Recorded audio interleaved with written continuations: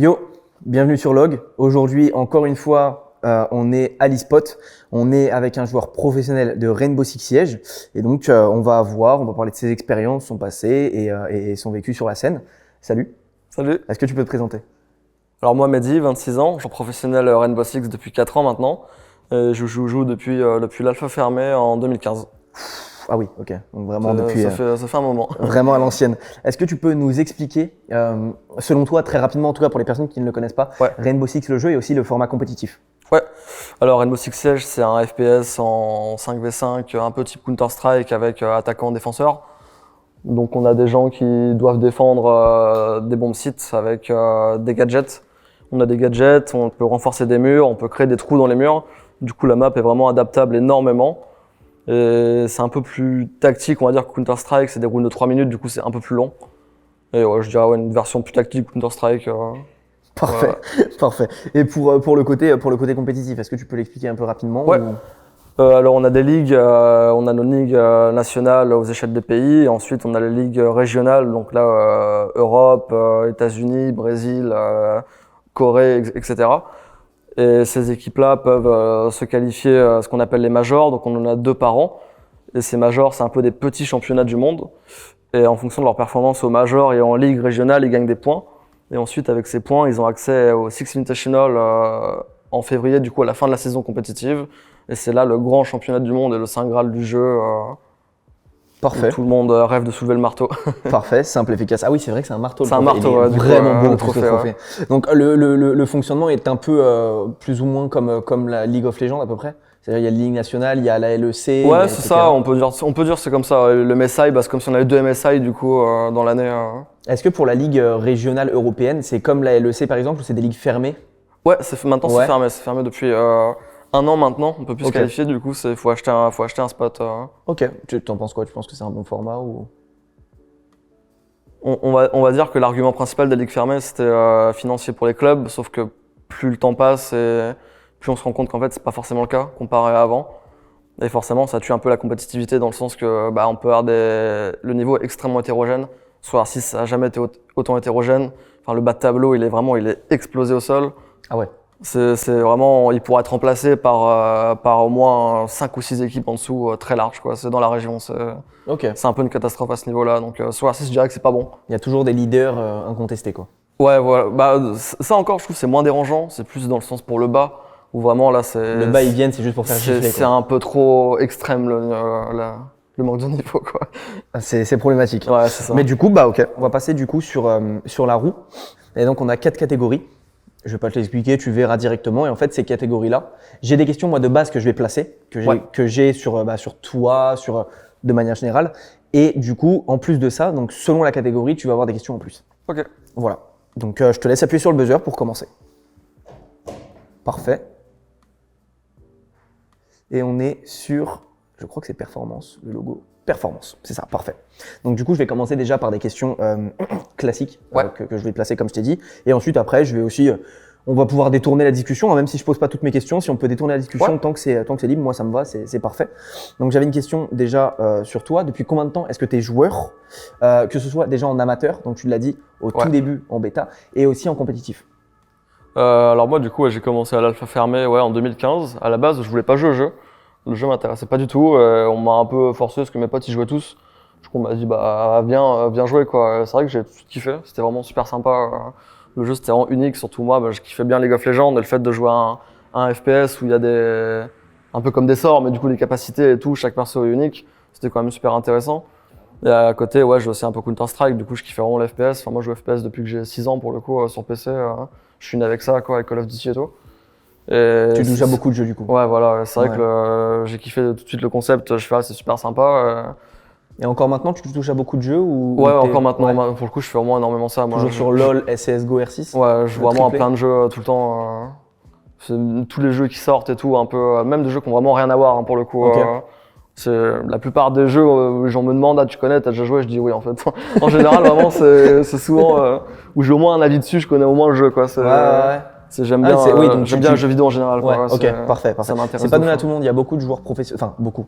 Il y a quand même pas mal de joueurs professionnels quand ils sont 100% focus sur un jeu. C'est sur un jeu. Ils ils passent enfin pas leur vie, mais ils passent tout leur temps dessus, quoi. On va dire quand on est vraiment pro, on a plus, c'est pas une obligation, mais on a 6 heures d'entraînement en équipe en moyenne, c'est 6 heures en général par équipe par jour.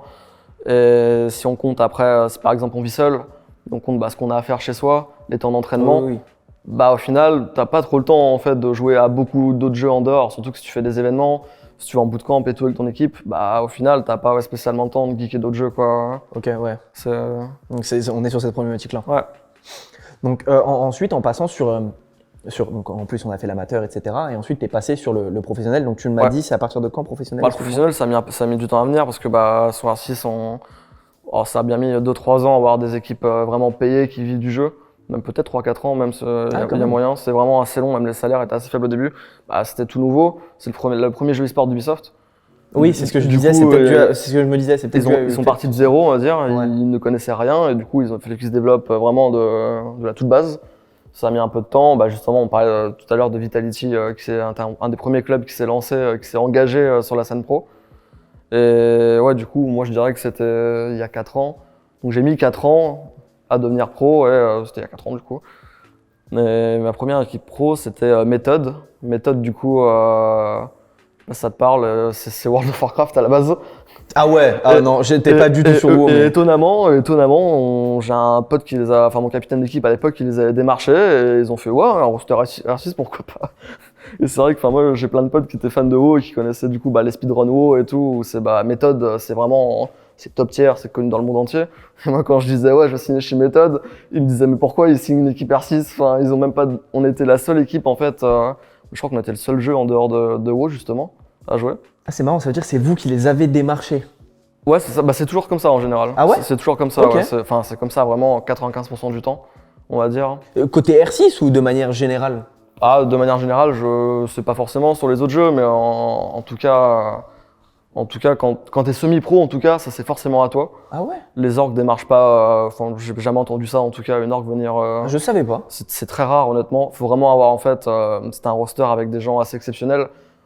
Ce qu'a fait BDS typiquement. BDS, eux, sont allés démarcher. Le contact de BDS, je me souviens, il a fait plusieurs équipes avant de trouver justement la fameuse qu'ils ont maintenant. Il démarchait les gens, mais encore une fois, c'est très rare. Hein. C'est vraiment pas quelque chose qu'on voit souvent. C'est à nous d'envoyer des dossiers, créer nos dossiers, les envoyer, se vendre et tout ça. C'est compliqué du coup. Au courant du tout, c'est compliqué. C'est l'importance d'un bon manager. En général, ça aide à trouver un club parce que faire un bon dossier, il faut bien se vendre. Gérer les rendez-vous avec les organisations. Ah oui, totalement. Mais je n'étais pas au courant. Ouais, moi, c'était mon capitaine qui avait trouvé Méthode. Ouais, c'était surprenant. Ouais. Et après, j'étais chez GameWard. GameWard, du coup, qui était en LFL, c'est connu. Une grosse structure. Pareil, à l'époque, GameWard, c'était au tout début. C'était sympa. C'était sympa, ouais. On était leur deuxième équipe, je crois. Ils avaient l'équipe LoL déjà à ce moment-là. On était leur deuxième équipe. Des méthodes, tu commençais à... Est-ce que j'avais un salaire, quoi, on va dire. Que j'avais un salaire. Tu commençais déjà à être professionnalisé ouais, c'est ça, des méthodes. C'était forcément des petits salaires. Donc tu les as démarchés, en plus ils te donnent un... Non, c'est ok. Ils n'ont pas profité de la situation. En fait, en soi, c'était pas vraiment professionnel dans le sens où c'était pas un salaire qui permettait d'en vivre. Oui. Mais c'était un salaire quand même. Et vu que moi j'étais chez mes parents, du coup j'étais en études en plus à ce moment-là. Du coup, forcément, ça fait de l'argent de poche. Oui, ça se refuse pas. Et moi, à côté, surtout, je faisais du boosting de compte pour des gens. En partie classée. Et du coup, j'arrive à faire quand même, j'arrive à limite à doubler, tripler mon salaire certains mois grâce à ça. Ça se paye bien ça? Méthode, on a commencé à 500 €. Avec le boosting, j'arrive à faire 500 € équivalent, pareil, par mois. Mais bon, le problème, c'est que vu que j'avais cours, des fois, j'allais pas en cours pour faire ça, quoi. Ah oui, ok. Des fois, on était avec un pote qui est pro maintenant, enfin qui était ancien pro, on se retrouvait l'après-midi, on faisait ça tous les deux. On partait pendant 3-4 heures, ouais, on faisait ça à fond. Mais attends, parce que je ne savais même pas que ça existait, genre le fait de payer en boosting et tout, c'est ouf. Comment se passaient les paiements dans le sens où genre tu faisais une annonce et il y a un intermédiaire. En gros, il y a des sites. Tu tapes Boost, Rainbow Six ou n'importe quel jeu, ça se fait sur n'importe quel jeu. Et en fait, tu as un intermédiaire et du coup, la personne qui juste elle paye, elle choisit combien de victoires elle veut ou un objectif si elle veut, je sais pas, être diamant par exemple, un truc comme ça. Et après, tu as l'estimation du coût. Et le problème, en fait, c'est que l'intermédiaire, je me souviens, il prenait, je sais plus, 30-40%, ce qui était énorme. Ah ouais. Ce qui était vraiment énorme pour le coup. Ah ouais. L'avantage, c'est que ça apportait énormément de clients, forcément. C'était quand même très, très rentable. C'était nous, on prenait 10 € pour une partie gagnée. Sachant qu'une partie gagnée, sachant que les comptes des personnes sur lesquelles on jouait, c'était des comptes de très bas niveau. Des personnes vraiment pas très bons au jeu. En général, les gens qui payent pour ça, ils sont pas très bons au jeu. C'est bon. Et vu que nous, on était à peu près niveau pro et qu'on jouait à 2, c'était un quart d'heure, on va dire. Du coup, c'est du 40 € de l'heure à peu près. Quand tu vas vraiment, quand t'enchaînes, tu vois, c'est 40 € de l'heure. Tu hard carry la game, quoi. Bah ouais, c'est pour ça que nous, on séchait les cours, hein. Forcément, t'as la tentation. Tu fais, totalement. tu vas pas en cours cet après-midi, tu fais ton après-midi à plus de 120 €, tu te dis, ouais, pourquoi pas, allez, cet après-midi, c'est parti, on se fait un peu de taf cet après-midi, quoi. Mais j'étais pas au courant de cette facette-là. Ça paye bien. Et l'avantage, c'est qu'après, c'est souvent les mêmes personnes. Tu revois en général les mêmes personnes. Chaque saison, ils viennent te voir. Et du coup, après, Toast, tu lui dis, viens, tu passes pas par le site, je te fais moins cher et moi, je prends plus. Du coup, t'as pas la part du site et le mec, il paye moins cher. T'as la relation de confiance parce que le mec, il doit te donner son compte pour que tu le fasses. Et quand t'as la relation de confiance, après, t'as plus l'intermédiaire. Et là, par contre, c'est pareil, tu prends encore plus. Enfin, moi, je sais que j'ai déjà eu des gens qui me demandaient sur Rainbow Six, t'as de l'expérience sur ton compte, t'as un niveau de compte. Ouais. Et ça, faut juste jouer et ton compte monte en niveau. Et j'avais eu un Saoudien, je crois, il m'avait proposé 2000 € pour monter le niveau de son compte. Mais sauf que le problème, c'est qu'il voulait un niveau qui était, c'était pas rentable en fait. Ouais. 2000 €, ça m'aurait pris 6 mois à jouer 10 heures par jour sur le compte. Et du coup, je m'étais dit, non, en fait, il est un peu craqué, quoi. je mets 2000 € c'est bien, mais si je dois jouer 10 heures par jour pendant 6 mois.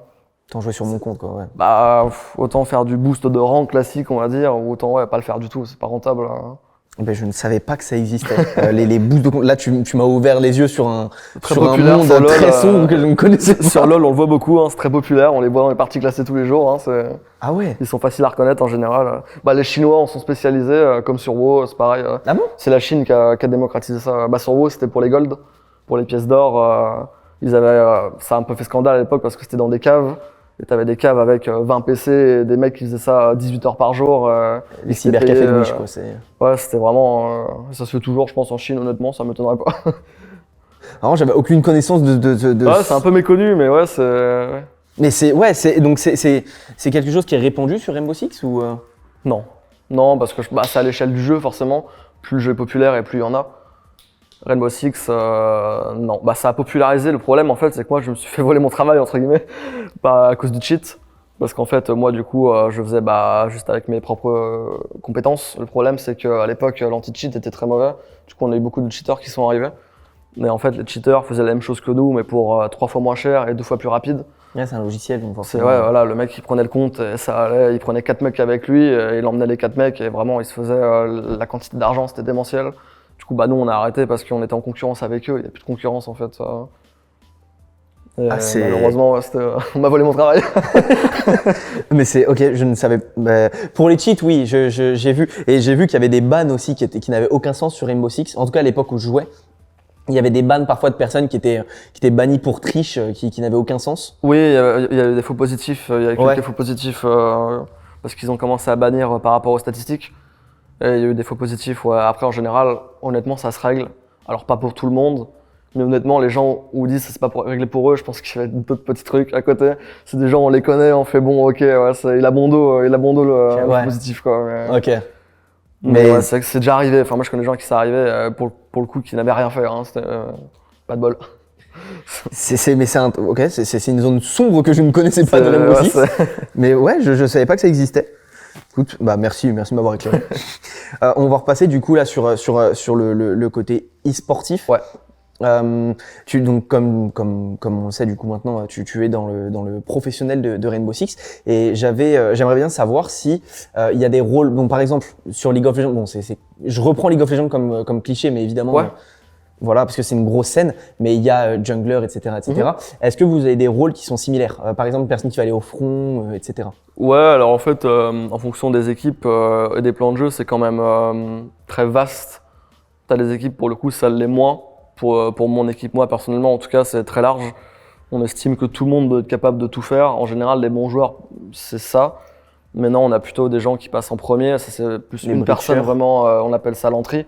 Okay. C'est vraiment la personne qui va jouer en général les personnages qui ont les meilleures armes, les plus aptes pour prendre des gunfights. Les haches, etc. Ouais, voilà, des persos comme ça. Haches souvent. Et en général, c'est vraiment une personne, on est sûr que cette personne, elle va tout le temps faire ça, en général, 90% du temps.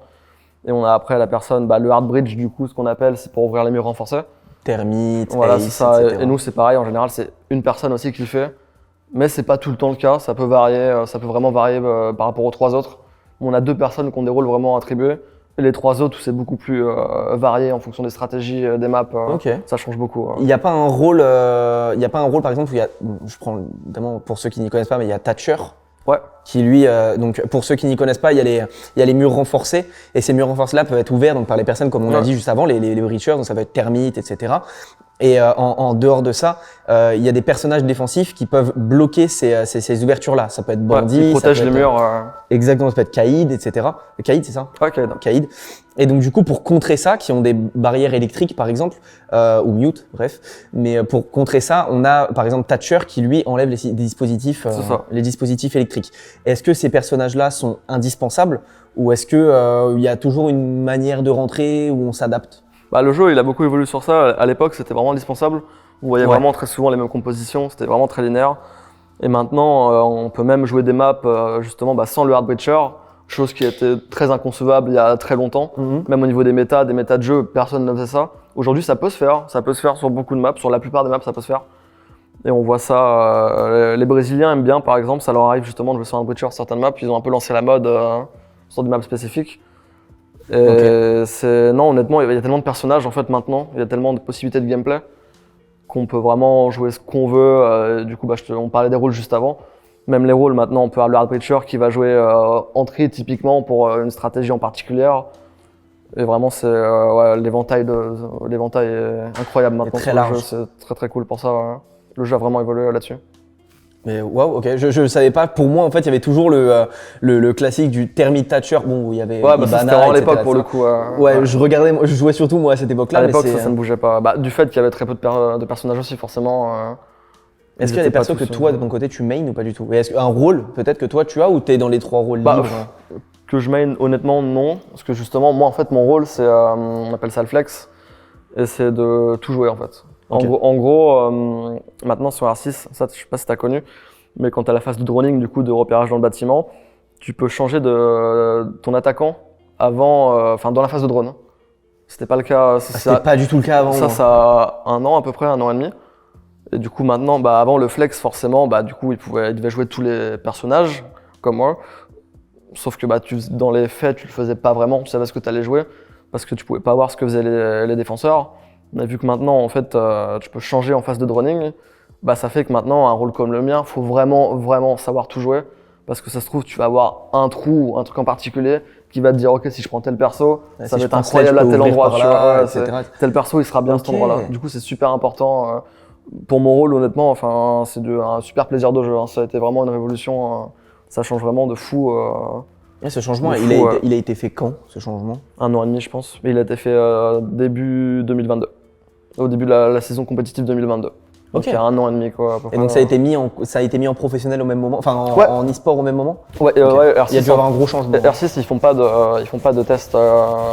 Ils font pas de tests pour le compétitif en fait. C'est vraiment, ils font un changement compétitif, il est là. C'est tout. Ils ont un serveur de test comme le PBE sur LoL où tu as les nouveautés. Mais quand ça touche le compétitif, c'est tout de suite ça y va, quoi. C'est fort, c'est fort. Et sinon, pour revenir aux opérateurs, j'ai juste un opérateur signature. Moi, c'était Maestro, du coup, après, c'est un défenseur. Ça a été mon opérateur signature que j'ai joué depuis qu'il est sorti. J'ai joué vraiment énormément ça. Maestro, c'est celui avec les petites caméras qui pose des caméras qui peuvent taser les attaquants. Ouais, ok. Donc, c'était mon opérateur signature. Je vais dire. C'est un perso défensif. Ouais. Est-ce que tu as un assaillant que tu aimes bien en particulier ou pas du tout? En assaillant, non, pour le coup, en assaillant, j'ai pas vraiment d'opérateur signature. Je joue un peu tout. Ouais. Stylé. On parlait un moment là de la scène du coup professionnelle. Ouais. C'est un truc qui est intéressant. On fait des distinctions avec LoL, on fait des comparaisons avec LoL, etc. Mais de manière générale, la scène R6, on voit que c'est quand même une grosse scène, mais en tout cas d'un point de vue extérieur à ça, c'est une scène qui peut sembler descendre de plus en plus en termes peut-être de viewership, même de manière générale. C'est un petit peu le cas. Ouais. Et qu'est-ce que t'en penses toi? Est-ce que tu penses que la scène peut redevenir attrayante dans le futur? Et est-ce que tu as des idées de comment procéder pour améliorer cette scène-là? En fait, c'est assez particulier parce que de l'extérieur, on peut penser que le jeu il meurt, notamment à cause du viewership. On voit les viewers qui baissent on va avoir des majors avec peu de viewers comparé aux anciens. Là, ils choisissent celui à Copenhague il y a 1 mois, typiquement, le public Il n'était pas vide, mais il y avait vraiment pas beaucoup de gens dans la salle. Les gens l'ont remarqué, les gens s'en sont plaints en disant bah c'est nul.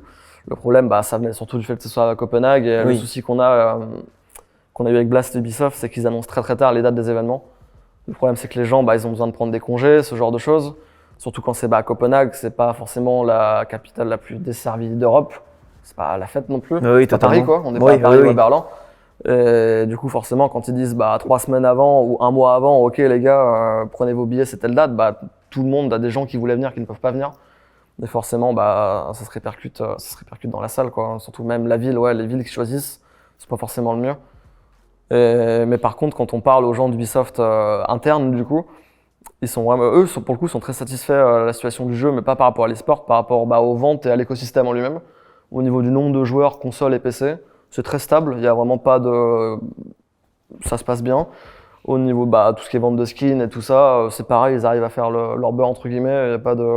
Eux, ils sont vraiment satisfaits de l'état du jeu à l'heure actuelle. Pour eux, ça se passe bien. Du coup, c'est vrai que c'est un peu trompeur par rapport à l'e-sport parce qu'on regarde le Major avec la salle vide, on se dit le jeu ça commence ça va mourir, tu vois. Et en fait non, en fait ça meurt pas. Ça vient juste d'éléments externes qui ont été mal choisis, mais bon après c'est forcément compliqué, ça se fait pas comme ça. Enfin, c'est pas facile de booker un Bercy pour faire un Paris Major. C'est sûr. On n'est pas censé quand tu le bookes pas comme ça. Bah la preuve c'était le premier, donc c'est que c'est pas si facile, forcément. Mais non, je pense pas du tout que le jeu se meurt. Ce qu'il pourrait faire, là on va avoir un Six Invitational au Brésil. Et forcément au Brésil, pour R6 c'est quand même un peu la terre de l'e-sport. C'est vraiment le Brésil, chaque fois qu'il y a eu des events là-bas, c'était vraiment la folie. Des events de fou furieux, le public c'est comme en France, le public brésilien il est aussi passionné qu'en France, il est absolument incroyable. Et du coup on espère que ça va relancer une grosse hype pour le coup un événement là-bas. Parce que le Six Invitational ça a toujours été à Montréal du coup. Par rapport au studio, la terre, on va dire la terre de naissance du jeu. Mais bon, Montréal, c'est pas capitale de l'e-sport, quoi. Ça fait moins rêver, c'est pas un Berlin, c'est pas un Paris, c'est pas un Sao Paulo ou un Rio, quoi. Mais du coup, on espère que qu'ils vont plus chercher à faire des événements dans des grandes villes, comme le Six au Brésil. Pourquoi pas un événement à Paris, honnêtement. J'avais entendu des rumeurs comme quoi ils devaient faire un Major à Paris, mais apparemment non. Mais c'est vrai que si ça devait se faire à Paris, ça serait vraiment, je pense que ça relancerait également une petite hype pour le jeu. Carrément. Ça marche bien en général les événements comme dans les villes comme ça. Carrément. Donc c'est qu'on est, il y a une très grosse fanbase brésilienne. Tu penses que c'est la plus grosse fanbase du monde sur R6. Ouais. En vrai, je pense que oui pour le coup, parce que on a des clubs, des clubs comme FaZe, Liquid, Furia. C'est de très gros clubs et ils sont sur R6 depuis le tout début. NIP aussi. NIP c'est basé au Brésil. On a vraiment des clubs. NIP c'est brésilien? Pas le club, mais sur R6, sur R6 et du coup forcément la fanbase est énorme. Ça je pense qu'un événement, là on a eu la finale du Six Invitational qui était fou. Non pardon, du Major qui était à Copenhague, 2 équipes brésiliennes, du coup dans le public. Il n'y avait pas beaucoup de Brésiliens et il n'y avait pas beaucoup de gens en général parce qu'il n'y a pas d'Européens, du coup les gens, il y en a, ils partent, ils sont pas forcément intéressés. Et même pour les gens qui regardent pas forcément le jeu, ça peut quand même attirer par exemple, se dire il y a des Européens qui jouent ou des Français qui jouent à Paris, je vais aller voir l'événement, tu vois. Alors moi par exemple, je suis allé au Major CSGO ce week-end pour l'événement, alors que je suis pas trop le jeu, je m'en fiche un peu, et pourtant j'y suis allé quand même parce que je me dis l'ambiance, c'est un événement de ouf, tu vois. Clairement. Et je pense que le Brésil c'est pareil, typiquement, même s'il y a des gens qui sont pas fans d'R6, tu leur dis qu'il y a une finale FaZe Furia avec 100% brésilienne dans un stade à Sao Paulo, il va être plein le stade. Oui, totalement. Ça va marcher quoi. Totalement. Ils ont l'image ressortie en tout cas du football avec les gros fans, etc. Et ça ressort sur l'e-sport. Je pense que c'est une bonne chose. Enfin, tu penses que toi, en tout cas, c'est une bonne chose de ressortir cette image de.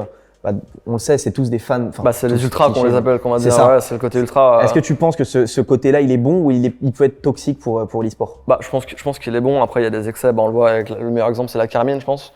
La Carmine, du coup, forcément, quand ils font des événements, c'est absolument incroyable. Mais du coup, t'as toujours la minorité bruyante. Et du coup, forcément, quand t'as des clubs aussi gros, c'est des mecs qu'on entend beaucoup. On entend parler souvent de la toxicité, mais je pense que dans le global, quand même, c'est extrêmement positif pour la scène e-sport. Même si je pense vraiment qu'on a tout à gagner à avoir de plus en plus de clubs qui font ça. C'est vraiment. Mais bon, c'est vrai que comme d'habitude, la minorité bruyante qui étouffe la majorité silencieuse. Mais je pense qu'après, c'est des endroits, suffit de les voir en événement pour s'en rendre compte. Je pense les KCX qui sont organisés, ou même quand au LFL Days, quand la KC joue, tu vois que c'est bien, enfin, tu vois que c'est que du positif en fait. Il y a très peu de négatifs comparé au positif qui est apporté par ce genre de choses. Si tu avais, toi de ton côté, 3 équipes en dehors de Rainbow Six qui ne sont pas sur Rainbow Six actuellement, soit qui y étaient avant ou soit qui n'y ont jamais été, et que tu voudrais les implémenter. Si tu en avais 3 à placer, lesquels ce seraient et pourquoi aussi? Peut-être chacune pourquoi. Ouais, alors je dirais T1 parce que du coup, avant R6, moi, je faisais du compétitif sur LoL. Ok. Et du coup, j'ai toujours été un peu fan de T1 et tout à l'époque quand j'étais au lycée.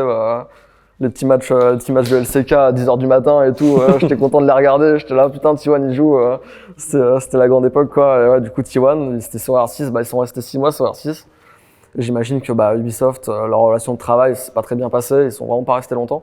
Ou la ligue leur plaisait pas, je sais pas, peut-être trop fermé. Ils étaient en Europe? En Corée. Ouais, Corée. Sur A6, on avait une ligue asiatique Japon-Corée. Et peut-être que ça, je sais pas, leur relation de travail, ça leur a pas plu, peut-être pas assez de reach pour le coup, je sais pas. C'est une grosse scène la ligue Corée-Japon? Non, pas trop. Enfin, comparé, on va dire, à Europe, disons les termes, ça se fait fouetter. Ils se font exterminer à chaque événement international, en tout cas. Au moins, on les gagne parfois, sur il y a une scène. toujours un petit espoir. De temps en temps, il y a une petite percée où ils arrivent à taper une demi-finale. C'est déjà arrivé au quart de finale de Major, ça arrive, mais c'est pas souvent. C'est un alignement désastreux. Faut qu'ils aient un bon bracket en général, quoi. Des fois, ça arrive que ce soit des quarts, Corée. Du coup, forcément, il y en a un qui passe, quoi. Et du coup, après, ils sont contents, ils sont en demi et tout.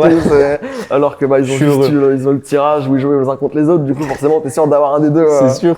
Je sais qu'il y a un jeu déjà où on peut taper la Corée, déjà, je suis content. Ouais, voilà, c'est là, ça. Là, tu m'as une bonne humeur, c'est bon. Sur les FPS, sur R6, on a de la chance, ouais. On peut les taper, ouais. C'est au moins un jeu, quoi. Ouais. Ouais, en dehors, du coup, de T1, est-ce que t'as d'autres équipes? Si t'en as 2 autres. Honnêtement, je dirais la Carmine en France, même si on n'a plus de ligue française.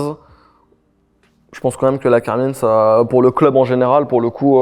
Qu'est-ce que tu penses que ça peut apporter pour R6 de manière générale?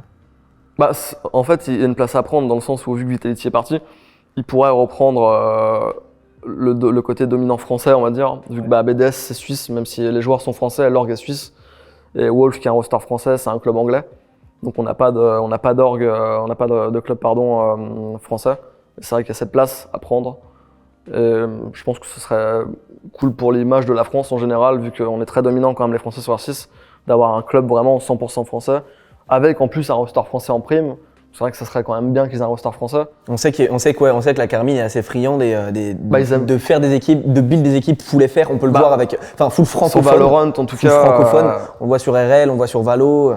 Sur Valo, ils ont tellement voulu faire ça qu'au final, ça leur a complètement desservi. La saison, on peut dire qu'elle était un peu catastrophique de leur côté quand même.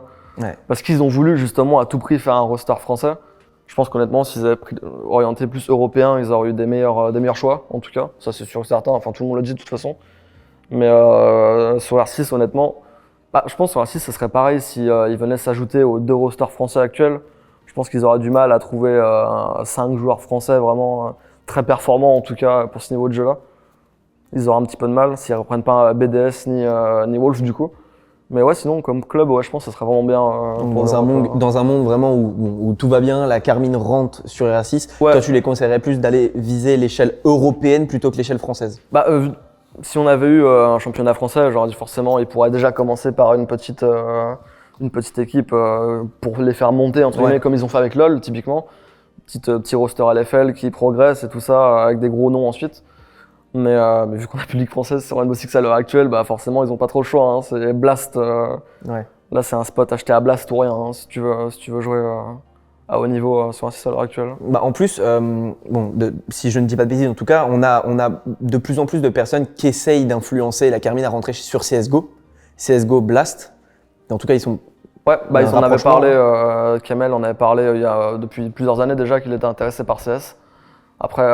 Donc sur un malentendu, est-ce qu'il n'y a pas une liaison qui peut arriver sur un 6? Le truc, c'est qu'il dit souvent ça. Et je sais pas si c'est juste pour faire des impressions ou s'il y a une réelle volonté. Moi, je pense qu'il y a une réelle volonté, mais après les timings. C'est cher.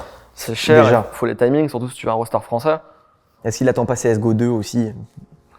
Oui, ça va être un gros tournant dans les carrières, vu que CSGO 2 va y avoir beaucoup de joueurs qui vont arrêter. Les joueurs, honnêtement, les joueurs qui ont plus de 27-28 ans, je les vois pas continuer sur CS2. Dans le sens où, vu que CSGO, ça fait 10 ans qu'ils jouent qu'à ça, au niveau de la mémoire musculaire et tout ça, CS2, ils vont modifier les patterns de recul des armes. Du coup, ça veut dire que faut retravailler toute la mémoire musculaire. Et honnêtement, quand on arrive à cet âge-là, c'est compliqué. Il y a des joueurs de plus de 30 ans qui partent très bien au FPS. Le problème, c'est qu'ils sont sur le même jeu depuis des années. Ils ont plein de choses à apporter. Ils ont la mémoire musculaire qui est restée. Et vu qu'ils sont des côtés athlètes, on va dire, ils sont encore très performants, même en termes de shoot, ils sont quand même très performants. Sauf que si là, réapprendre un nouveau jeu à cet âge-là, je pense que c'est pas du tout pareil. C'est pas du tout pareil que de maintenir un niveau. Carrément. Recommencer à zéro, comparer, là, surtout quand on le voit sur CS, il y a plein de nouveaux joueurs, typiquement Monesi, des joueurs qui sont très très jeunes, qui sont scoutés à 15-16 ans. On va les chercher maintenant en Russie et tout, 15-16 ans, c'est les nouveaux espoirs. Enfin, CS2, tu peux pas lui donner l'expérience que tu avais. CS2, ça va être encore pire. CS2, on va avoir une vague de petits joueurs sous crack qui vont être vraiment super forts, qui vont arriver de nulle part en fait, parce que le jeu va être nouveau.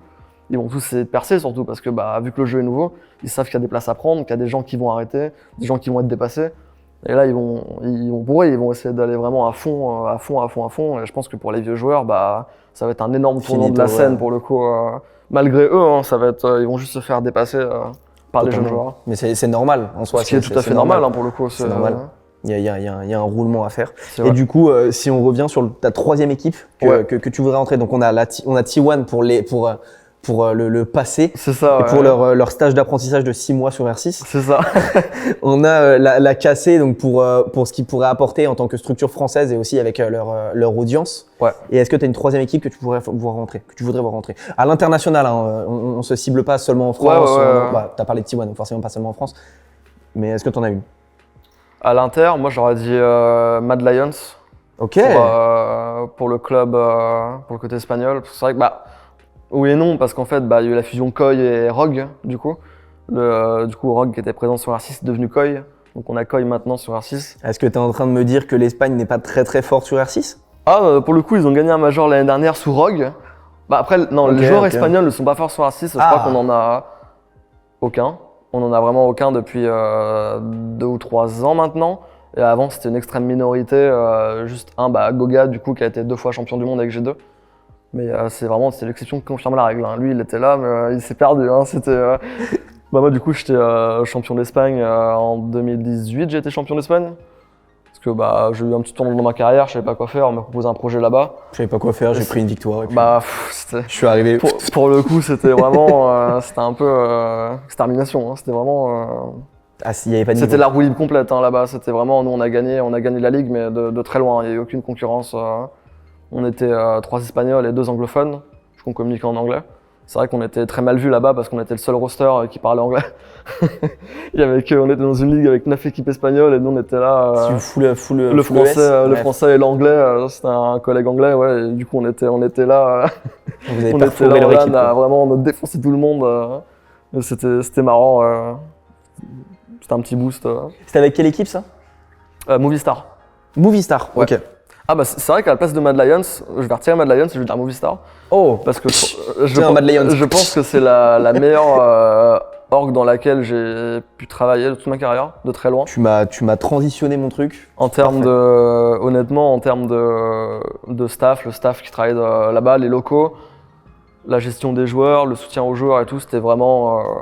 Parce que c'était vraiment un moment où sur R6, c'était pas encore extrêmement développé. Moi, c'était après méthode, du coup. C'était entre Game Ward et méthode, ouais. Et il n'y avait pas énormément d'équipes pro à ce moment-là. Et forcément, on parle beaucoup à ceux qui sont déjà pros, les gens qui étaient déjà chez Vitality à l'époque. On sait ce qu'ils ont comme offre, on sait comment ça se passe leur bootcamp, la relation qu'ils ont avec l'org. On sait comment on prend soin d'eux, entre guillemets. C'est pas forcément fou, mais c'est pas forcément mauvais non plus. C'est moyen, on va dire. T'es pas considéré comme une star, mais t'es pas non plus à la rue. Et c'est vrai que Movistar, c'était vraiment top, vraiment, c'était super bien, quoi. C'était incroyable, l'accompagnement, les locaux et tout. Nous, on avait fait un bootcamp au moment des finales LEC à Madrid. Ok. Et en fait, les équipes LEC, elles étaient dans le bootcamp, en fait. Ils avaient 5 box.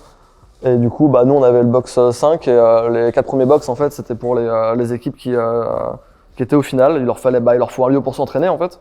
Et c'était Tu te rappelles, c'était quelle équipe que tu avais? Ouais, alors il y avait Swaz à l'époque, je me souviens, Swaz à la classe, du coup, il y avait Fnatic. Il y avait Fnatic, je crois qu'il y avait G2. Fnatic, G2. Et les deux autres, je sais plus, c'était un petit moment maintenant, donc Ouais, tu m'étonnes. un petit moment maintenant, peut-être Rogue. C'était un moment, ouais. Mais ouais, du coup, c'était sympa. C'est vrai que ça faisait bizarre parce que moi, bah, du coup, joueur de LoL et tout, je connais les joueurs. Et c'est vrai que moi, j'étais en train de regarder Reckless en train de faire sa meilleure solo queue avant d'aller manger, tu vois. C'était vitré, du coup, les box. Lui, il était là en train de jouer. Tu le regardes en train de jouer. Et toi, tu fais à la vache. Tu regardes, tu fais, ah ouais, c'est cool, tu vois, le bootcamp, il est sympa. Il est sympa, le bootcamp là-bas. Et ouais, non, pour le coup, là, les installations, c'était vraiment c'était super bien. Très propre, très. Tu penses que c'était ta meilleure expérience Movistar ou pas? Parce que c'était ma question, c'est pour ça que je t'ai dit, tu as une bonne transition là. Est-ce que c'était ta meilleure expérience ou sinon, est-ce que tu as une. Parce que de ce que je vois sur ton expérience, tu as quand même pas mal, tu as été dans pas mal d'équipes. Ouais. T'es une personne qui a beaucoup d'expérience. Ouais. Et du coup, est-ce qu'il y a une équipe qui ressort vraiment beaucoup du lot en termes de confort, peut-être pas de vie, mais de confort, ouais. de structuration de vie, etc. Non, bah, je pense que ça c'était pour le coup chez Vitality, hein, parce que dans le sens où on était le roster chez Vitality, en fait, il a été créé à la suite de l'échec d'un roster européen juste avant. Okay. En gros, Vitality pour l'année 2020, ils avaient opté pour un roster européen. Ils ont racheté 2 champions du monde. Ils avaient racheté Goga, du coup l'espagnol, et Fabian justement, qui était le capitaine de G2, qui a gagné les 2 titres de champion du monde avec Goga. Ils ont racheté ces 2 joueurs-là. Ils avaient un roster européen et en fait ça s'est vraiment pas très bien passé pour le coup. Sûrement à cause de l'espagnol. Non, je rigole. Évidemment, je rigole. Évidemment, je rigole. Ils ont eu des perfs vraiment pas folles. Bah, nous, on les a affrontés avec mon équipe. J'étais chez Penta à ce moment-là, en French League justement, au final French League. On leur a cassé la gueule, quoi. Enfin, c'était vraiment pas, on n'était pas censé leur casser la gueule, mais pourtant ça arrivait. Enfin, ils ont eu des rachats à plusieurs centaines de milliers d'euros pour avoir ce roster. Du coup, Vitality en sent, quoi. Hein. Ils ont payé des centaines de milliers d'euros pour se faire cartoucher par des mecs comme nous qui étaient même pas en European League, donc en Ligue 1 entre guillemets. Et forcément, ça la mettait un peu mal. Et non, c'était un peu un échec ce roster. Et du coup, à la suite de ça, les Français sont restés. Ils ont décidé de créer un projet 100% francophone. Et du coup, on était amis en fait déjà de base. On jouait du coup en classé et tout. On était potes et tout. On se connaissait bien. Et en fait, cette idée, elle est venue de créer un roster vraiment de personnes qui se connaissaient bien, qui étaient déjà amis.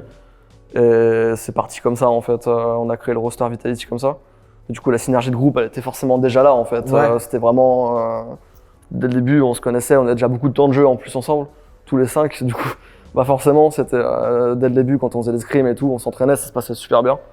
Et même en match après, moi du coup, c'était ma première équipe European League, donc vraiment le plus haut niveau. C'était ma découverte et du coup avec eux forcément c'était super bien quoi. C'était incroyable. On avait Vitality nous offrait beaucoup de bootcamp. On allait dans les locaux au Stade de France, dans le centre performance Vitality. On se retrouvait tous les 2 mois à peu près, on se voyait. Et honnêtement c'était super bien. C'était toujours des bars à chaque fois, l'ambiance. C'était pas des collègues, c'était vraiment des amis, travailler avec des amis au quotidien. Et en plus après il y a eu des hauts et des bas en termes de perf. On est passé de faire le Six Invitational à une victoire globale. Si on a fait une victoire de toute la saison en 1 an en plus, on a eu le point qui manquait pour être du coup au Six. Et ouais, forcément, si on est passé à ça Mentalement, ça devait pas être. On a raté aussi pareil, un major pareil, une victoire.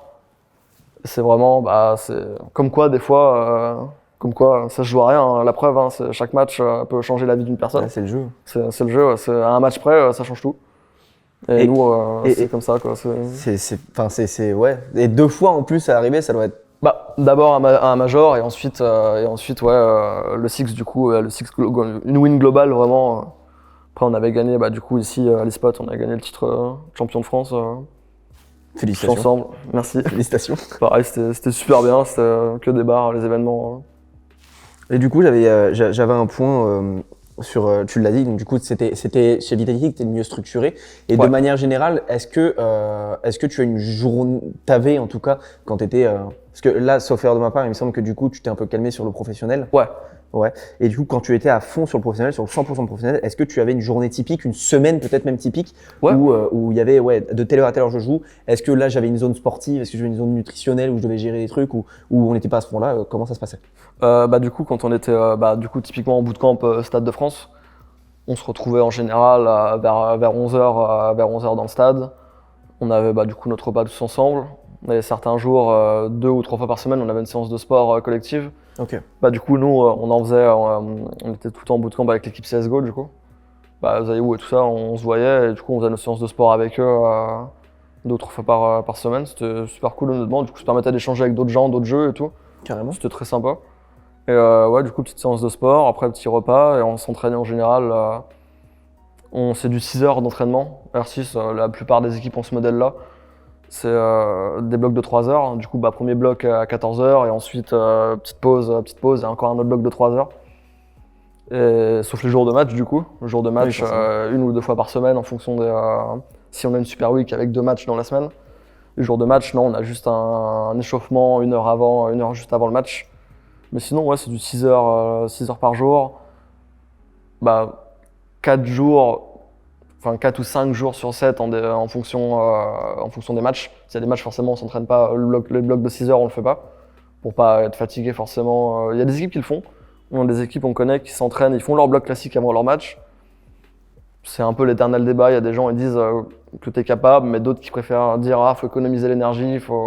Puis des fois que ça se passe mal aussi. Parce que si tu fais un entraînement, puis qu'il y a par exemple une dispute où c'est risqué en fait d'entacher un peu le mood pour un match, si forcément tu joues 6 heures et que je sais pas, ça se passe pas très bien et que tu joues contre des mecs qui aujourd'hui ont décidé de très bien jouer et vraiment ils te cartouchent tout l'après-midi et du coup tu as un match le soir. Pour la confiance, c'est pas fou en général. C'est comme les échauffements en général. Les échauffements, on préfère le faire contre les petites équipes. Pour, Les échauffements 1 heure avant, c'est ça? ouais, c'est ça. Ouais. Ok. C'est soit on joue vraiment sérieux, on cherche vraiment à être bien coordonné, soit on joue plus en mode troll, on va dire très détendu, où on est là vraiment pour rigoler, pour échauffer la communication. Ça dépend des matchs en général, ça dépend du mood sur le moment. On choisit un peu ce qu'il faut. Faut des entraînements passés aussi. Si les entraînements ils se passent pas très bien, forcément on va vouloir un peu serrer la bride et bien faire un truc carré. Si on sait qu'en ce moment on joue très bien, on va plus pas faire n'importe quoi, mais on va juste s'échauffer comme ça, quoi. Ça va couler, quoi. Ouais, voilà, on va courir et rigoler, quoi. Et donc cet échauffement-là, c'est 100% seulement on joue, ou est-ce qu'il y a un échauffement peut-être, je sais pas, des articulations ou des choses comme ça? Non, on n'en fait pas. Je sais que sur d'autres jeux ça se fait. Peut-être des exercices respiratoires, des trucs comme ça? Ou c'était juste vraiment 100% 1 heure d'échauffement jeu et ensuite après on passe au gaming? Typiquement chez Movistar on en faisait justement. Chez Movistar on avait un psychologue avec nous tout le temps et qui nous faisait faire des exercices respiratoires. Maintenant d'ailleurs c'est le head coach de Fnatic en LEC. Ok, ah oui, donc c'était pas n'importe qui. Sense, ouais. Il est monté, il a commencé avec des petites équipes comme nous en sortant pas de l'école entre guillemets, il était déjà psychologue à ce moment-là, mais pour se faire ses armes entre guillemets en e-sport, se construire à tout ça. Et maintenant, ouais, du coup, il est chez Fnatic, il a un gros poste, quoi. Content pour lui, honnêtement. Fort. Ouais. Mais ouais, du coup, on faisait de l'exercice respiratoire avec lui typiquement. Après, nous, on avait plus besoin dans le sens où on avait des joueurs moins expérimentés. Et du coup, forcément, comment dire, c'est des gens qu'il fallait canaliser. On avait des soucis de personnes qui s'énervaient facilement. Et du coup, forcément, des fois, il fallait leur faire les exercices respiratoires pour leur dire, ok, là, du coup, respire, détends-toi, tu vois. Enfin, c'était marrant d'ailleurs. Parce que tu perds le focus si t'es trop concentré, si t'es trop énervé, tu perds perds le focus. Oui, c'est totalement ça pour le coup. Tu fais n'importe quoi, tu tiltes. Chez des très bons joueurs, on peut le voir justement, Apex typiquement sur Counter-Strike, c'est des joueurs, en fait, quand tu les regardes jouer, ils sont extrêmement émotifs. Par exemple, quand ils perdent un round, il va taper la table, il va gueuler. Mais par contre, 10 secondes après, c'est fini en fait, c'est mentalité allemande, il s'est tout de suite calmé, quoi. Et du coup, des joueurs peu expérimentés en général, ils s'énervent, mais il est énervé après, tu vois. C'est genre il s'est énervé et le mec tu l'as entre guillemets perdu ou il perd en performance parce qu'il s'est énervé. Ce qui est pas du tout la même chose. Du coup, forcément, chez des joueurs plus expérimentés, on s'en fiche entre guillemets que la personne soit émotive. C'est beaucoup moins un frein. C'est même l'inverse d'ailleurs parce que les gens émotifs, si tu cherches à les freiner, tu vas juste en fait accumuler. Ouais. C'est pas bon en fait, le mec. C'est pas les calme-toi qui vont t'aider, quoi. Ouais, le mec en fait, tu prends le risque après qu'il explose. Après, c'est vraiment pas bon pour le coup. Il vaut mieux le laisser s'exprimer, essayer de canaliser justement, de lui apprendre à pas rester sur ça en fait. Quand vous avez fait vos games, etc. Est-ce que peut-être à la fin de la semaine ou est-ce que c'est dans une semaine en global, est-ce que vous regardez vos anciennes, tout le temps? Tout le temps, non. En général, on regarde plus forcément les défaites que les victoires. Ok. Les victoires, c'est moins intéressant, logique quoi. Les défaites, pas toutes, parce que parfois, ça va pas être sur du plan tactique, ça va être plus sur du plan psychologique, par exemple. Du coup, là, forcément, c'est forcément moins intéressant de regarder, mais quand c'est sur du plan tactique, ça va être forcément, ça va être bien. Ça après, ça se fait vraiment à tous les niveaux de jeu, honnêtement. C'est un truc que je fais toujours encore maintenant avec mes petits jeunes. C'est un truc qu'on fait limite plus maintenant parce que sur des jeunes joueurs, en fait, ils ont encore plus à apprendre justement de ces sessions. Tu peux leur montrer des exemples types. Tu te dis, bah ça par exemple, c'est très bien passé à cause de ça et grâce à ça, ça a déroulé. Pensez à ça pour plus tard. Et quand ça se passe mal, on leur dit, ok, ça, faut pas le faire. Faut penser que la prochaine fois, faut pas faire ça ou faut le faire comme ça. Et sur des jeunes joueurs, c'est super important. Enfin, le progrès. Nous, on a récupéré des joueurs depuis 7-8 mois. On a des joueurs qui avaient vraiment, qui n'étaient pas à la rue en termes de stratégie, mais qui étaient quand même très loin de ce qu'on attendait d'eux. C'était des diamants bruts, quoi. Ouais, voilà, c'est exactement ça. Et avec le travail du staff, c'est vraiment la montée de niveau. On voit du coup que c'est des gens, bah, ils se font scout par des équipes pro à chaque transfert période. Du coup, il y avait des clubs qui viennent tout le temps leur demander pour au moins essayer en fait avec eux. Ils sont intéressés quoi, parce qu'ils savent.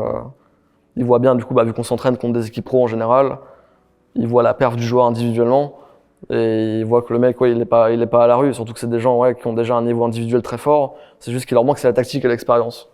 Et juste bah, la maturité en général, parce que bah, forcément, des joueurs qui ont 18-19 ans, comme je disais, bah, je parlais avant de la rage par exemple. C'est des gens qui savent pas forcément comment réagir, comment se canaliser, comment s'exprimer. Ils peuvent rester bloqués sur de la négativité. Ah ouais. Et ça s'apprend, bah, malheureusement, ça s'apprend pas. Hein. C'est juste avec le temps, en grandissant, en essayant de leur dire fais ci, fais ça, fais attention à ça. C'est du travail quotidien au fil du temps, quoi. Voilà. Parfait. Parfait. Donc là, on a réussi à parler de la globalité de ton équipe, de tes joueurs, enfin tes joueurs, de tes coéquipiers, etc. Ouais.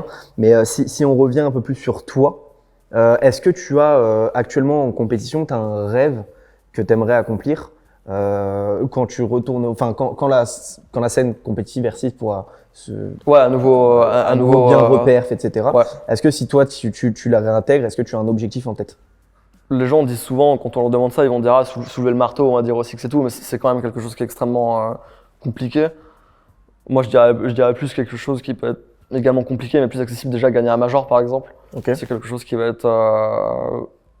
Déjà, maintenant, ils ont ouvert les qualifications majeures Ubisoft, donc les ligues sont fermées, mais on a des qualifiers qui permettent de se qualifier au major. Du coup, entre guillemets, n'importe qui peut maintenant aller à un major, ce qui n'était pas le cas avant. Et du coup, ça fait que même en n'étant pas dans une ligue fermée, on peut quand même y aller. Ça veut dire que la possibilité est là. Du coup, c'est vrai que le terme rêve, pour moi, il faut quand même que ça soit accessible, tu vois. Parce que dire, ouais, il faut soulever le marteau. L'ambition. Ouais, voilà, plutôt l'ambition pour le coup. Parce que le rêve, c'est vraiment loin. Oui, en termes d'ambition, plutôt gagner un major ou au moins faire des perfs, un genre de choses, un genre d'événement, quoi. Et est-ce que si tu avais ton toi qui débutait sur R6, s'il était devant toi là actuellement, est-ce que tu as quelque chose à lui dire pour qu'il peut-être pour qu'il perfe mieux en compétition, qu'il atteigne ses objectifs, est-ce que tu aurais quelque chose à lui dire pour qu'il s'améliore?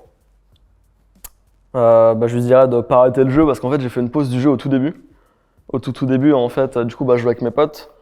Et du coup, on a arrêté de jouer vers le tout début parce que on a beaucoup joué au bêta. Le jeu il est sorti, on a saigné la ranked pendant pendant 1 ou 2 mois. Et en fait, on a arrêté le jeu. Et il s'est passé qu'en fait, ESL du coup, ils avaient fait des compétitions tous les dimanches, on va dire, où tu pouvais gagner, je crois, c'était des ridicules, hein, c'était 100 € de cash prize tous les dimanches. Et en fait, il y avait juste tout ça sur R6 en compétition. Du coup, les gens, ils faisaient leur petit tournoi le dimanche et tous les équipes. Nous, on les faisait pas, du coup, parce qu'on savait même pas que ça existait. Enfin, moi, pour le coup, je jouais avec mes potes en enquête, quoi, c'est tout. Et on avait arrêté en plus le jeu à ce moment-là. Et en fait, il s'est avéré qu'au bout d'un mois, ils ont en fait fait un système de points avec les équipes qui avaient fait la Cup tous les week-ends. Et en fait, ils envoyaient les gens à Katowice en Pologne, du coup, faire les IEM Katowice, mais avec les équipes LoL. Je crois que c'était LoL et CS à ce moment-là. Et ils ont fait R6.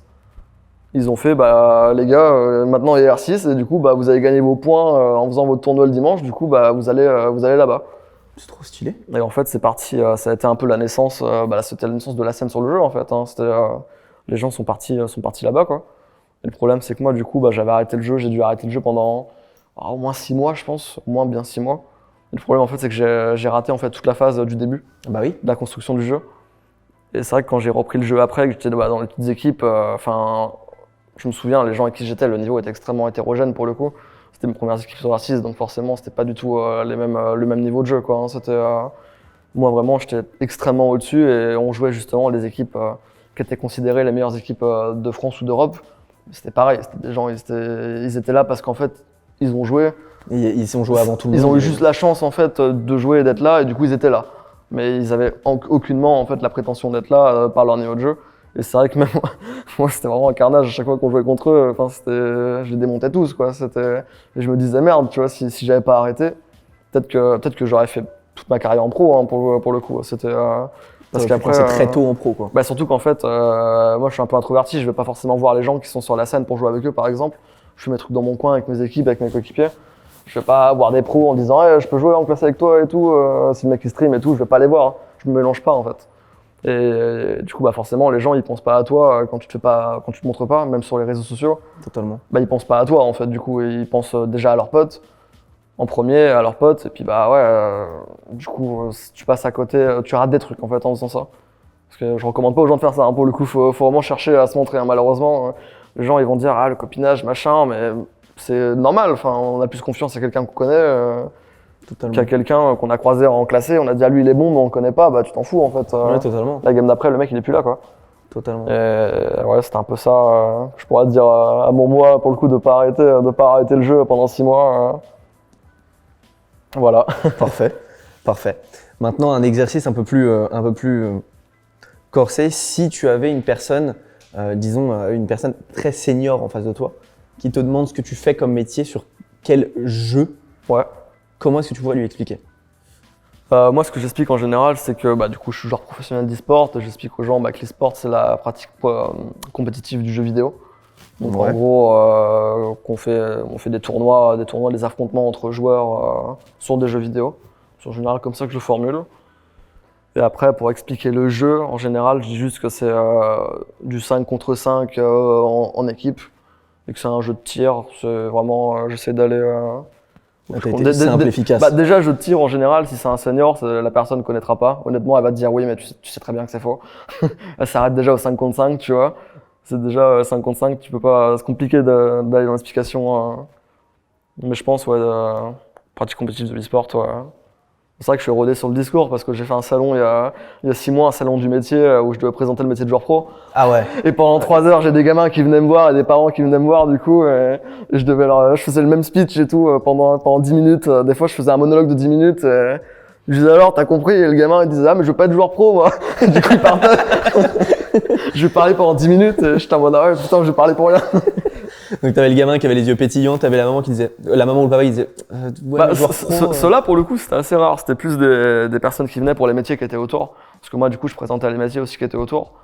On avait, je sais pas, t'as peut-être déjà dû le voir, il y a un graphique qui traîne souvent sur Twitter avec les métiers de l'e-sport où t'as au centre le joueur et autour t'as des dizaines de métiers. Moi je présentais ça en fait. Du coup j'expliquais aux parents que t'as les personnes du spectacle, t'as les personnes du sport, nutrition, psychologie, t'as l'administration. Enfin, le secrétaire dans les clubs, enfin les personnes qui travaillent dans les clubs, Vitality typiquement, ils ont des open space avec 30 personnes qui font de la bureaucratie quoi, hein, tout simplement. Des personnes métiers de création, les graphistes. Tu leur montrais qu'il n'y avait pas que le joueur. Ouais c'est ça, caméraman, enfin vraiment des trucs, une quantité de métiers, un panel absolument démentiel quoi. Et c'est vrai que moi du coup je parlais beaucoup de joueurs pro. En général, je pense qu'il y a dû avoir sur une trentaine de personnes, il y en a 4 ou 5 qui étaient intéressés entre guillemets par une carrière de joueur pro, qui se posaient la question en tout cas réellement quoi. Parce que c'est vrai qu'il y a beaucoup c'est juste de la chance honnêtement. Enfin forcément c'est beaucoup de travail. La détection. Mais le facteur chance, il est énorme. Hein. C'est de très bons joueurs, il y en a plein. Après, est-ce que tu vas avoir de la chance d'avoir un bon timing, déjà de jouer sur un jeu, rejoindre un jeu au bon moment, une scène au bon moment. Parce qu'R6, du coup, nous, c'était facile. T'es là quand le jeu il se crée. Déjà, moi, j'ai raté 6 mois. Je me dis que ça peut changer énormément de choses. T'as des jeunes, ils arrivent plusieurs années après. Mais en général, si t'arrives des années après, déjà, faut être très très bon. Faut vraiment être sûr. Parce que la scène est solide déjà. Déjà, la scène est solide. Ouais. Du coup, faut avoir vraiment un truc à apporter en plus que ce que les gens n'ont pas sur le moment sur la scène pour espérer pouvoir les remplacer, en fait, tout simplement. Donc, faut vraiment avoir un gros niveau. Sinon, attendre un lancement de jeu, mais bon, tu peux pas attendre un lancement de jeu pour être joueur pro, tu vois, t'attends, des fois tu peux attendre pour rien, quoi. Ou alors t'as des jeux qui font des énormes flops, nous, je sais pas si tu connais Super People. Pas du tout. Super People, en gros, c'est un peu comme PUBG. Du coup, Ok. Battle Royale, en fait, c'était PUBG, exactement le même jeu, vraiment une copie de PUBG, mais avec des sorts, du coup. Avec Ok. des sorts, donc un peu comme X-Defiant. Et en gros, c'est un jeu chinois. Il était sorti, il était en bêta l'année dernière, et en fait, ils faisaient comme Fortnite, ils lâchaient plein d'oseilles sur le jeu, et tu pouvais vraiment te faire pas mal d'argent avec des tournois qui étaient intégrés au jeu. Et du coup, nous, on kiffait de ouf, on a fait toutes les bêtas à fond et tout, on se donnait à fond sur le jeu. Mais moi avec R6, à ce moment-là, ça se passait pas ouf. Et du coup, je me disais, bah pourquoi pas peut-être un switch de jeu, tu vois. Je me dis, il y a clairement une fenêtre en fait qui s'ouvre. Avec mes potes, on disait la même chose, que t'es sur R6 et tout, on se disait pourquoi pas tenter Super People. Et sauf qu'en fait, quand le jeu est sorti, ils ont fait quelque chose d'absolument incroyable. Au bout de 2 mois, en fait, il y a des petits tournois et tout, il n'y avait plus trop d'argent, bizarrement, mais le jeu était là. Et ils ont sorti le 2. Ils ont sorti Super People 2 pour une raison absolument obscure et ils ont changé complètement le jeu. Et en fait, le jeu, ils l'ont complètement dénaturé. Le jeu marchait énormément, hein. C'était vraiment c'était Ouais. super bien, les gens kiffaient de ouf. Ils ont changé le jeu et le jeu est mort. Le jeu est mort en littéralement 3 jours, plus personne n'y joue. Et la scène est morte, il n'y a plus de jeu. Ouais, parce que t'avais la scène, la Bah, il y scène avait, il y du avait 1 des gens qui qui commençait kiffaient à le jeu en monter, fait, ouais, il y avait les streamers et tout. T'avais le 2, il y avait des trucs confus. On avait des tournois, t'avais des tournois seuls, en duo, en trio et à 4. Je crois tous les 2 jours ça changeait, un truc comme ça. Ok. Avec genre des 1000 € à prendre par soir, tu vois. Ce qui est quand même énorme, Ouais, on va pas ce se qui le est cacher cool. par soir, enfin, si t'arrives à Carrément. perf. Et du coup, tout ça, Ils ont tout ça fait se passait foirer. bien. Ils ont sorti le 2, ils ont fait OK les gars, mise à jour. Tu lances Steam, tu télécharges, tu lances le jeu, t'as plus de jeu. C'est ridicule. Enfin, ouais, c'est leur choix, mais c'est. Alors pour le coup, Ils ont mis une épine dans le pied, quoi. de tous les jeux que j'ai vus, j'ai jamais vu un tel gâchis, je pense honnêtement, dans le sens où le jeu fonctionnait extrêmement bien. En plus, le jeu était free to play, ouais, le jeu était free to play, du coup c'était business model des skins. Et tu voyais vraiment la plupart des skins étaient très très bien, tu voyais beaucoup de gens avec des skins, du coup ils devaient vendre, ils devaient faire de l'argent quoi qu'il arrive. Beaucoup de streamers, les streamers kiffaient, beaucoup de joueurs compétitifs d'autres scènes, ils jouaient beaucoup. T'avais des joueurs pro de LoL qui jouaient, des joueurs CS, des joueurs artistes, enfin vraiment toutes les scènes ils jouaient. Parce que c'était super sympa, c'était rafraîchissant en fait. Ouais, ça changeait. Et puis bah, le fait qu'ils fassent des tournois intégrés au jeu avec de l'argent, bah, les gens ils jouaient pour quelque chose, tu vois. Et le fait qu'ils fassent ça, enfin, même nous on s'est dit mais pourquoi? Le jeu est mort, c'est vraiment le jeu, il est resté au bout de quelques jours. Tu sais sur Steam tu peux voir la charte du nombre de joueurs et tout Ouais. ça. Je pense que la charte elle a fait un plongeon. Je pense que c'est juste les gens qui ont lancé le jeu, qui ont essayé, ils ont pas aimé, ils se sont dit non je préfère avant, ils ont fermé le jeu. Enfin même moi j'ai même pas essayé. Enfin j'ai mes potes ils ont essayé une fois, ils ont dit non c'est plus le c'est même pas jeu la en même chose, fait. Bah, c'est ouais. pas le même jeu en fait, c'était vraiment un jeu complètement différent. Et du coup on s'est dit bah pas de changement de carrière du coup. On s'est dit bah non juste c'est pas Et c'était à possible. partir de quand, ça? Bah ça c'était à la fin de l'année dernière. Ah ouais, c'est récent. Ah c'est super récent. Ah, C'est ouais, fin 2022? Ouais fin 2022. Ah ouais, c'est super récent. Les bêtas elles étaient pendant l'été. Elles étaient pendant l'été et ouais sinon c'était fin 2022. Je suis passé à côté de quelque chose. Le jeu a dû sortir en septembre et le 2 a dû sortir en début novembre. Donc en fait, Ah oui. il y a eu 2 mois, bah nous on était, du coup on grindait le Top World, on était genre, ouais, on devait être top 100, Top World quoi. Et du coup vraiment on était bien quoi, on était à un bon niveau de jeu et tout, on kiffait. Le truc, disparition. Ils ont floppé. Disparition, c'est le flop monumental, ouais. Vraiment là c'était, jamais vu ça, hein. Je sais pas compris. Ouais, bah écoute, bah faudra qu'on leur en parle. C'est dommage, hein. Mais non, ouais, c'est dommage. En vrai, c'est dommage. dommage. Surtout qu'ils avaient, du coup, comme tu le dis, il y avait peut-être une grosse scène à faire popper. Ah bah, mais- il y avait un vrai potentiel, hein, surtout qu'en plus, jeu chinois et en plus PUBG, bah, en Chine, c'est leur gros, plus ouais. grosse player base. PUBG mobile, je crois, qui est. PUBG mobile ouais. pour le coup, pas PUBG PC. Et du coup, bah, là, ils avaient une variante de PUBG PC. Et c'est vrai qu'on le voyait, il y avait énormément de joueurs chinois, hein. Dans les ladders, bah, du coup, les ladder world, top 100, t'avais 70 joueurs chinois en fait, parce que bah, t'avais c'était un peu à celui qui jouait le plus, pas tellement à celui qui jouait le mieux, mais un peu joué le plus. Et ouais, c'était vraiment 70% de chinois dans le top world. Totalement, c'est logique. Peut-être qu'ils jouent encore eux, hein, je ne sais pas, mais je ne pense pas honnêtement. Enfin, je Ouais. pense quand même que quoi qu'il arrive, le jeu a perdu énormément. En tout cas, il a perdu sa visibilité internationale, en tout cas. Ah, ça c'est sûr et certain. En Ça, tout c'est cas, certain. ouais, Écoute, bah, je pense qu'on est parti sur. Je pense on a fait le tour des questions générales. On a beaucoup discuté, même de manière générale, de l'e-sport et du jeu vidéo. Déjà, merci beaucoup. Merci à toi. Merci beaucoup d'avoir accepté l'invitation. Et avant de finir, si tu devrais parler à des gens qui regardent la scène R6, qui te regardent toi, etc., est-ce que tu aurais quelque chose à leur dire? Bah, merci aux gens du soutien. Moi, depuis le début de ma carrière pro, je vois souvent les mêmes noms qui me supportent. Ça fait archi plaisir. Je vois que même quand on est dans les petits clubs maintenant, ça continue de suivre et tout, ça supporte les nouveaux collègues, les petits jeunes avec moi. Honnêtement, c'est cool parce que eux, du coup, ça leur fait plaisir aussi d'avoir des supporters qui arrivent un peu comme ça. C'est cool, quoi. Ça leur C'est change. sympa. Merci beaucoup. Merci. Merci pour l'invitation. Et ben, on espère te voir revenir sur R6 et reperf. Merci. Merci. À la prochaine.